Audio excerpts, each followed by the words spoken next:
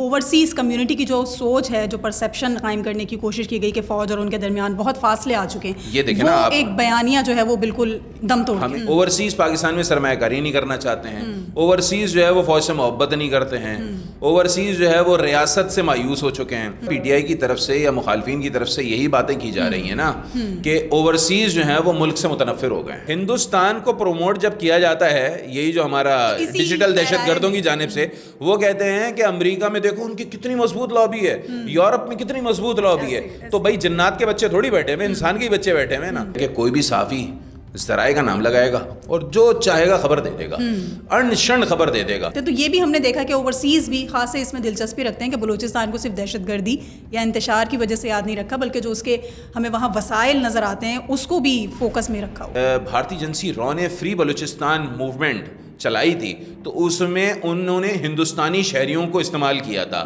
ہمارے شہری ان کا کاؤنٹر کر سکتے ہیں, اس کا کاؤنٹر نیریٹو ہمارے ہی اوورسیز دے سکتے ہیں نا. آرمی چیف نے بھی اس خاص موقع کا فائدہ اٹھاتے ہوئے ایک دل سے صدا نکالی ہے کشمیر اور غزہ کے مظلومین کے لیے. تو دیکھیں, کشمیر ہو یا پھر غزہ ہو, یہ دونوں انسانی المیے کی نا انتہا پر ہیں.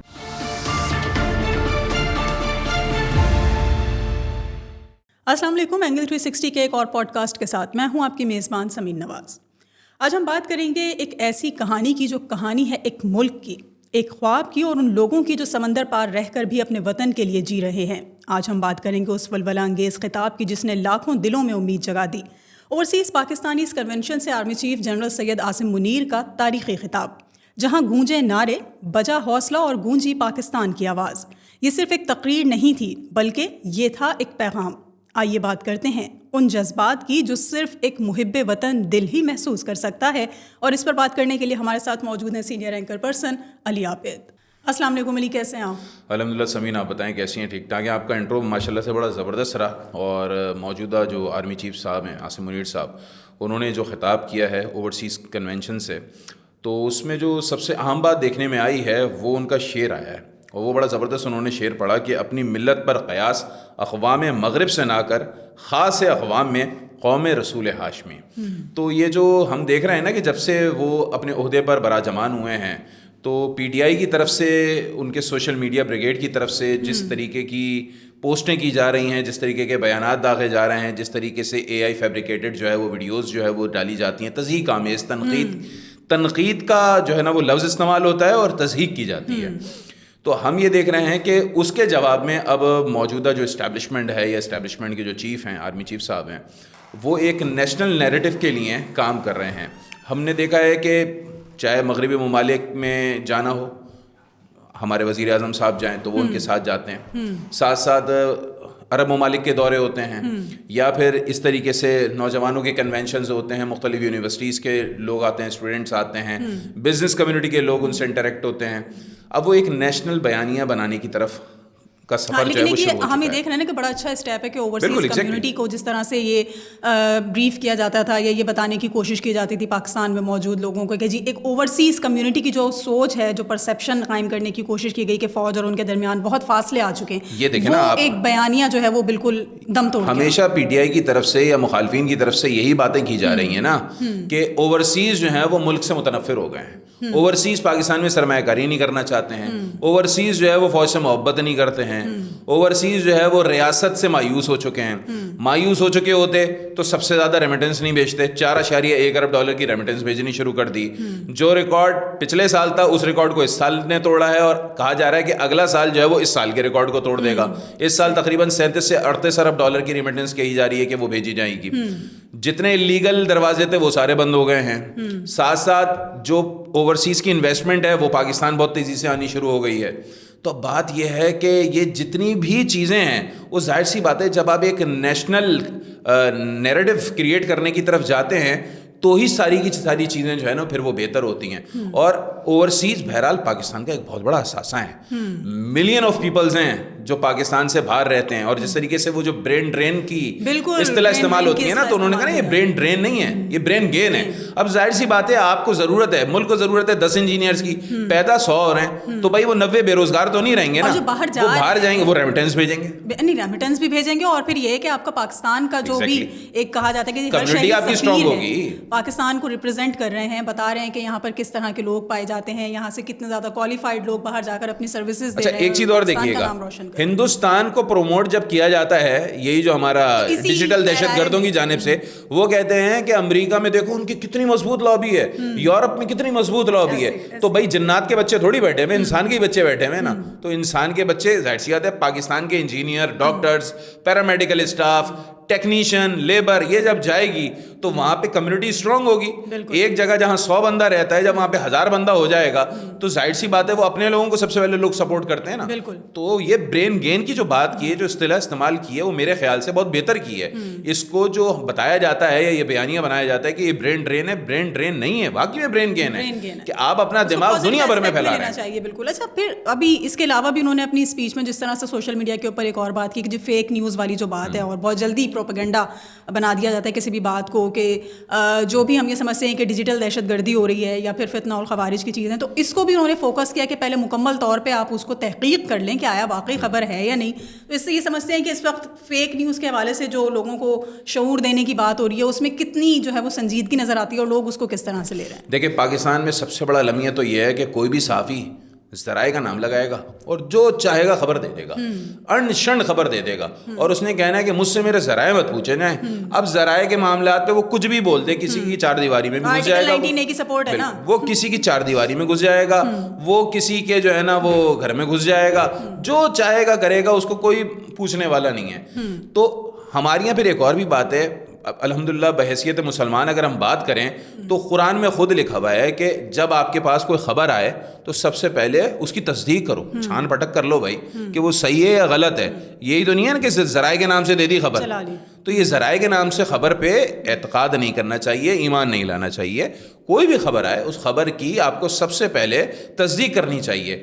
اب آپ نے دیکھا تھا ابھی عید ہی آئی تھی, عید کے نوٹیفیکیشن اتنے سارے آ گئے تھے کہ سمجھ میں نہیں آ رہا تھا کہ اتنے دن چھٹیاں ہیں, کہیں 5 دن کی تعطیلات آ گئی تھیں, کہیں 7 دن کی تعطیلات آ گئی تھیں, اور ایک ہی جیسے نوٹیفیکیشن تھے.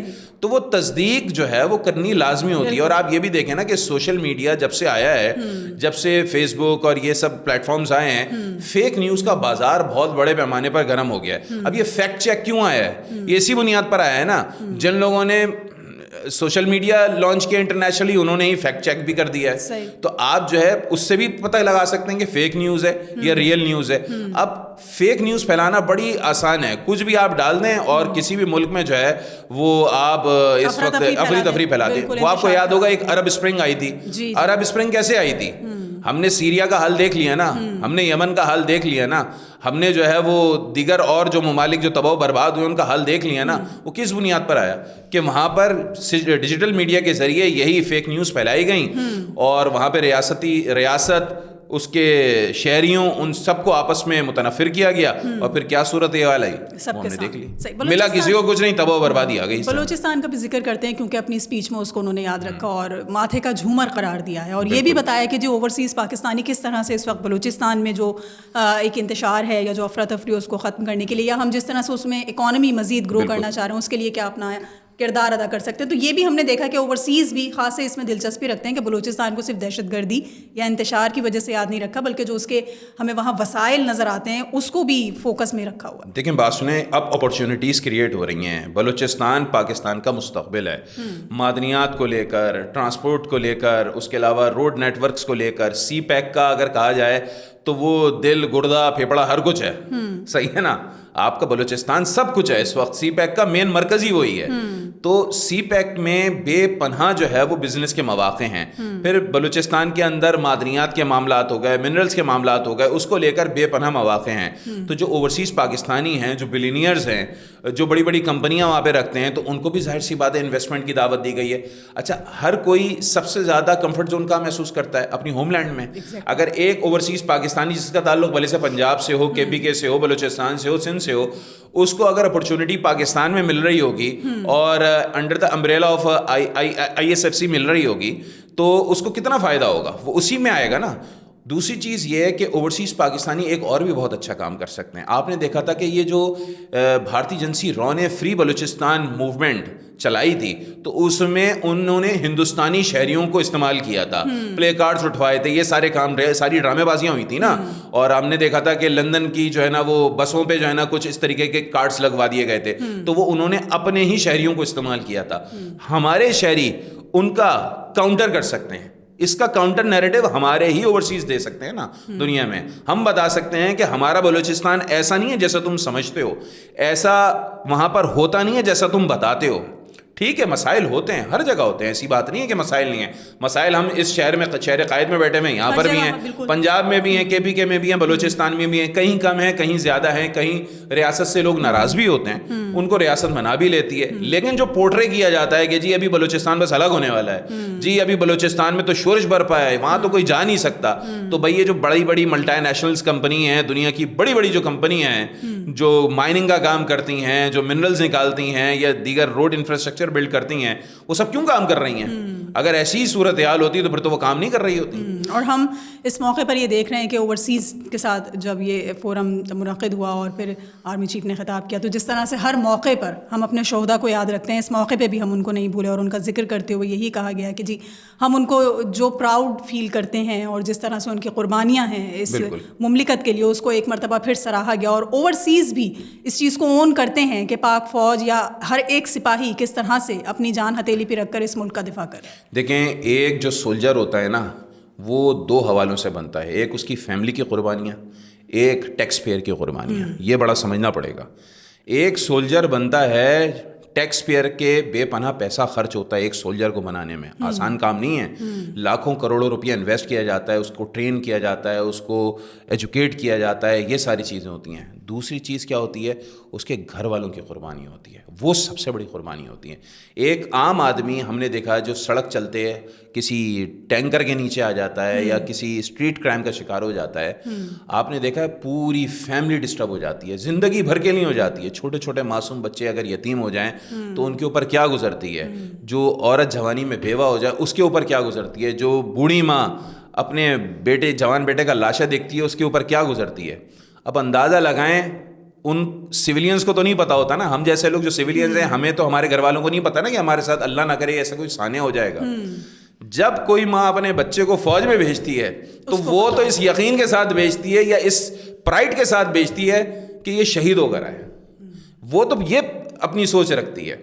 تو اب آپ اندازہ لگائیں کہ اس کے گھر والوں کے اوپر کیا بیتتی ہوگی جس کا بیٹا, جس کا شوہر, جس کا باپ, جس کا بھائی شہید ہو گیا سرحد پر لڑتے لڑتے, اور اسی کے اوپر جو ہے وہ ڈیجیٹل میڈیا پر جو ہے تنقید شروع ہو جائے. تو اندازہ لگائیں کہ اس کے اوپر کیا مطلب, وہ تضحیق کیا, تضحیق سے بھی پتہ, میں تو دیکھیں تضحیق اور تنقید یہ تو چلے زندوں کے اوپر ہو تو ہم ڈسکس کر سکتے ہیں, جو بندہ شہید ہو گیا اس کے اوپر تو تنقید بھی نہیں ہو سکتی نا, اس کے اوپر تو کچھ ہو ہی نہیں سکتا. اس بندے نے تو اپنی جان ہی دے دی نا. اب اس سے بڑی ایک میرے اور آپ کے پاس جو سب سے بڑی دولت ہے وہ کیا ہے, ہماری جان ہے نا. اگر ہماری جان ہی ہمارے اندر نہ رہی تو, اور ہم نے اپنی جان ہی اگر کسی کو دے دی تو اس سے بڑا ہمارا کیا وہ ہوگا جو ہم نے قربانی دے سکتے ہیں. اس سے بڑی تو کوئی قربانی نہیں ہوتی کہ آپ اپنی جان ہی کسی کو دے دیں. بالکل. اور اس اہم موقع پر جس طرح سے ہم نے پارلیمنٹ میں بھی دیکھا کہ جی اہل غزہ کے لیے آواز بلند کی گئی, تو آرمی چیف نے بھی اس خاص موقع کا فائدہ اٹھاتے ہوئے ایک دل سے صدا نکالی ہے کشمیر اور غزہ کے مظلومین کے لیے. تو اوورسیز کا آپ کے خیال میں اس پہ کیا اسٹینس ہو سکتا ہے, یا وہ کس طرح سے دیکھتے ہیں اس وقت غزہ کی جو صورتحال ہے یا کشمیر میں جو بھارت نے بربریت مچائی ہوئی ہے؟ دیکھیں کشمیر ہو یا پھر غزہ ہو, یہ دونوں انسانی المیے کی نا انتہا پر ہیں. انفارچونیٹلی مسئلہ یہ ہے کہ یہاں پر مسلمان مر رہا ہے, مسلمان کٹ رہا ہے, مسلمان تباہ ہو رہا ہے, مسلمان جو ہے بے یار و مددگار پڑا ہے, مسلمان کی لاشیں گر رہی ہیں. تو عالمی جو ضمیر ہے نا اس کو جھنجھوڑا نہیں جا سکتا, کیونکہ اس کے سینے میں نا دل نہیں ہے بلکہ پتھر ہے.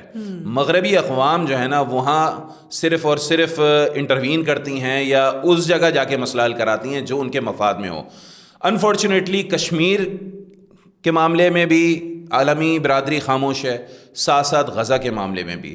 تو یقینی بات ہے مسلم دنیا کے حکمران جو ہے وہ اس وقت کچھ کر نہیں رہے ہیں, لیکن اس سے زیادہ کیا کیا جا سکتا ہے کہ پاکستان کی چاہے سول حکومت ہو, چاہے پاکستان کی ملٹری اسٹیبلشمنٹ ہو, یا پاکستان کی عوام ہو وہ یک زبان ہے، غزہ کو لے کر بھی کشمیر کو لے کر بھی. آپ دیکھ رہے ہیں کہ اس وقت ملک میں جو ہے وہ مختلف جو پروڈکٹس ہیں ان کا بھی بائیکاٹ چل رہا ہے. عوام جو کر سکتی ہے وہ اپنے طور پہ کر رہی ہے، حکومت جو کر سکتی ہے سفارتی طور پر وہ کر رہی ہے، ملٹری اسٹیبلشمنٹ جو کر سکتی ہے وہ کر رہی ہے. اب اگر کوئی یہ سمجھے کہ پاکستان لے جائے اور ایٹم بم پھاڑ دے تو ایسا تو یہ نہیں ہو سکتا. یہ بے وقوفوں والی بات ہے، بے وقوفوں کی سوچ ہے. یہ ایٹم بم لے جا کے کوئی نہیں پھاڑ سکتا. ہاں آپ کیا کر سکتے ہیں، آواز بلند کر سکتے ہیں، آپ سفارتی محاذ پر سارے معاملات کر سکتے ہیں. تو یہ تو جذباتی سوچیں ہیں، جذباتی باتیں ہیں کہ پاکستان اپنا ایٹم بم اٹھایا، پاکستان اپنا میزائل اٹھایا اور جو ہے نا وہ جا کے اسرائیل پہ مار دے. بہت سے عالمی قوانین ہوتے ہیں ان کا خیال رکھنا پڑتا ہے، بہت سے دیگر معاملات ہوتے ہیں، سفارتی معاملات ہوتے ہیں، ان کو دیکھنا پڑتا ہے. سب سے پہلی بات تو یہ کہ پاکستان کا اسرائیل سے کوئی سفارتی تعلق ہی نہیں ہے. اگر پاکستان کا اسرائیل کے ساتھ کوئی براہ راست سفارتی تعلق ہوتا تو پاکستان احتجاج بھرپور طور پر اسرائیل سے کر سکتا ہوتا. ابھی تو پاکستان کے اسرائیل سے کسی قسم کے کوئی تعلقات ہی نہیں ہے. تو پاکستان کیا کر سکتا ہے؟ پاکستان یہی کر سکتا ہے اپنے ملک میں کنونشنز کر سکتا ہے.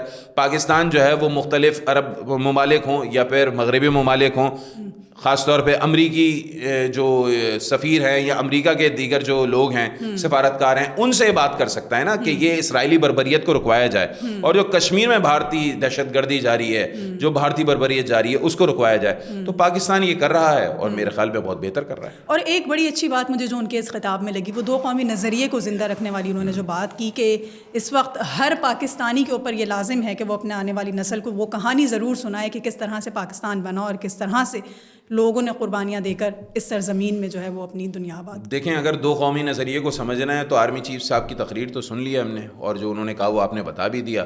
مزید اس کی ڈیٹیل میں جانا ہے تو ہندوستان جا کے ابھی بقرعید آ رہی ہے، گائے ذبح کر کے دیکھ لیں تو پتہ چل جائے گا آپ کو کہ دو قومی نظریہ کیا ہوتا ہے. آپ ہندوستان چلے جائیں اور کسی بھی جگہ پہ جا کے مسجد بنا کے دیکھ لیں آپ کو پتہ چل جائے گا دو قومی نظریہ کیا ہوتا ہے. ہندوستان آپ چلے جائیں اور آپ اپنی مذہبی شناخت کی بنیاد پر، مسلمان ہونے کی شناخت کی بنیاد پر آپ کوئی رائٹس مانگ لیں آپ کو پتہ چل جائے گا دو قومی نظریہ کیا ہوتا ہے. آپ ہندوستان چلے جائیں وہاں پر بجرنگ دل نامی دہشت گرد جو مذہبی تنظیمیں ہیں یا اس طریقے کی بال ٹھاکرے جیسی جو مذہبی شدت پسند تنظیمیں ہیں، انتہا پسند تو نہیں ہے، مذہبی شدت پسند ہو گئی، انتہا تو بہت چھوٹی چیز ہوتی ہے، تو دہشت گرد تنظیمیں باقاعدہ، ٹھیک ہے نا، ان کے پاس آپ چلے جائیں اور ان سے جا کے اپنا حق مانگ لیں بس، تو آپ کو پتہ چل جائے گا دو قومی نظریہ کیا ہوتا ہے. تو دو قومی نظریہ تو ایک حقیقت تھا، ایک حقیقت ہے اور ایک حقیقت رہے گی. یہ بات اگر اب کوئی کہے کہ دو قومی نظریہ کوئی چیز نہیں ہوتی تو ایسا ہو ہی نہیں سکتا. پاکستان بنا بھی دو قومی نظریے کی بنیاد پر تھا، پاکستان چلایا بھی دو قومی نظریے کی بنیاد پر جا رہا ہے، اور پاکستان تا قیامت انشاءاللہ تعالی برقرار بھی دو قومی نظریے کی بنیاد پر. آخر میں اگر ہم ایک سم اپ کر لیں تمام تر ان کی اس خطاب کا ایک کنکلوژن نکال لیں تو آپ کے خیال میں کتنا جو ہے وہ لوگوں کو بک اپ کر سکتا ہے، کتنا لوگوں کو جو ہے وہ امید دلا سکتا ہے جو آرمی چیف کا یہ خطاب ہے، خاص کر کے اوورسیز کمیونٹی کے حوالے سے ہم بات؟ دیکھیں یقینی بات ہے وہاں پر جو کنونشن سینٹر میں جب یہ سیمینار ہو رہا تھا، یہ کنونشن ہو رہا تھا، تو وہاں پر آرمی چیف کے حق میں نعرے بازی بھی بہت ہوئی.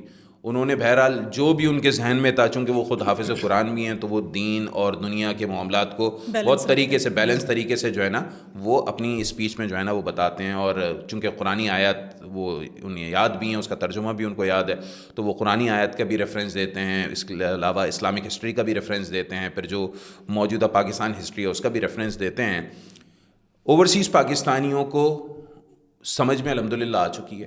اور یہ میں آپ کو پھر اس طریقے سے بتا رہا ہوں کہ آپ نے دیکھا کہ ایک سیاسی جماعت نے ریمیٹنس نہ بھیجنے کی بات کری، ہنڈی حوالہ کرنے کی بات کری، ردی کی ٹوکری میں ڈال دیا.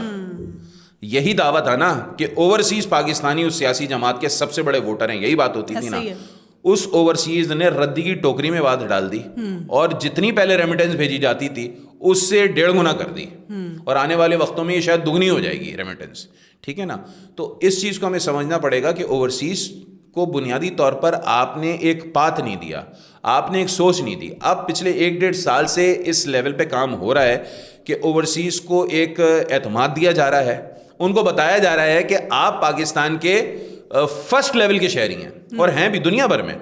جو بنیادی طور پر اوورسیز ہوتے ہیں ان کو جو ہے وہ اوپری سطح پہ رکھا جاتا ہے, جو میکسیمم ٹیکس پیئر ہے ان کو اوپری سطح پہ رکھا جاتا ہے. تھرڈ ورلڈ کنٹریز کی تو یہ پالیسی ہوتی ہے, ظاہر سی بات ہے.